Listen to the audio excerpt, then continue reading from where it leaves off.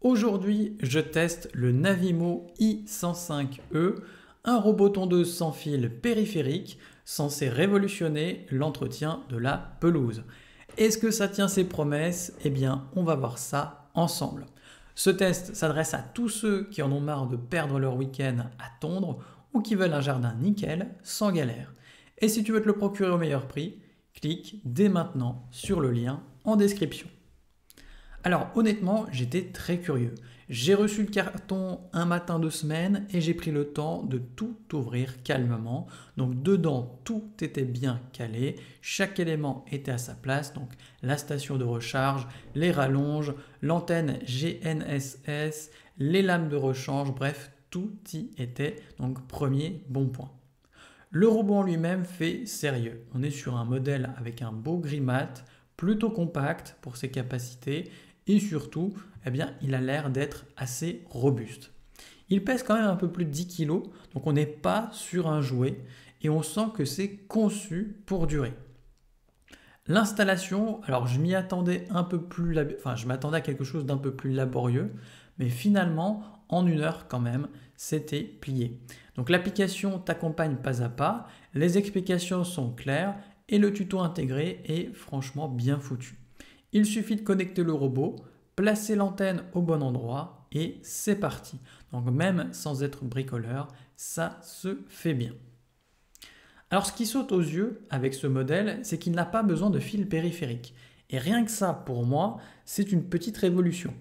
On trace la limite du jardin avec le téléphone et grâce à la cartographie assistée par IA, eh bien, il repère les contours tout seul. Il comprend même quand c'est un bord de pelouse naturel. Donc pas besoin de passer des heures à installer des câbles comme sur les anciens modèles. Le combo RTK plus Vision, c'est le cœur de son système. Donc en gros, ça lui permet de se repérer au centimètre près, même sous les arbres ou dans des coins un peu compliqués. Donc j'ai un jardin avec quelques recoins et une allée en gravier et il gère tout ça comme un pro. Il évite les obstacles, suit les bordures de façon hyper précise et même dans les zones un peu casse-gueule, il reste stable. Donc un client racontait que son robot passait une allée en gravier de 8 mètres sans souci grâce à ses roues en nid d'abeille. Eh bien je peux te le confirmer, il franchit des zones irrégulières sans se bloquer, ce qui n'est pas le cas de tous les modèles sur le marché. Et ce qui m'a encore plus bluffé, eh bien c'est la caméra de détection intelligente. Donc il peut reconnaître plus de 150 objets différents. J'ai testé en laissant un jouet des enfants sur la pelouse et il l'a évité sans problème. Il ne fonce pas dedans comme un bourrin, il analyse et va ensuite adapter son trajet. Alors une fois tout configuré, je l'ai lancé et évidemment j'ai attendu. Et là franchement, je me suis demandé pourquoi je ne l'avais pas acheté plus tôt. Donc ce robot est silencieux, presque discret. On peut tout à fait le programmer la nuit sans réveiller personne dans ton voisinage. Donc certains le font, même avec des enfants bas âge. Et franchement, ça passe crème. Donc j'ai testé plusieurs scénarios. Donc la tonte en journée avec plein d'obstacles. J'ai laissé un transat, des jouets des enfants.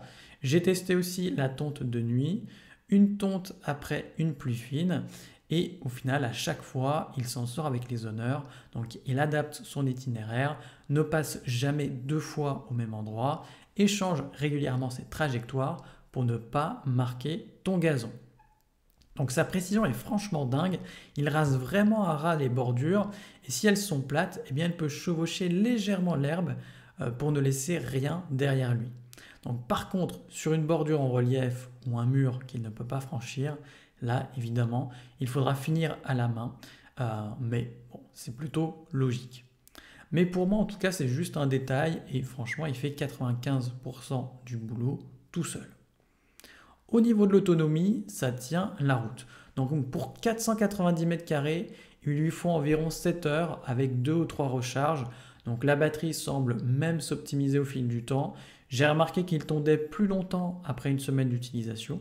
Donc certains pensent que le robot apprend à optimiser ses trajets et franchement, ça a l'air crédible comme argument.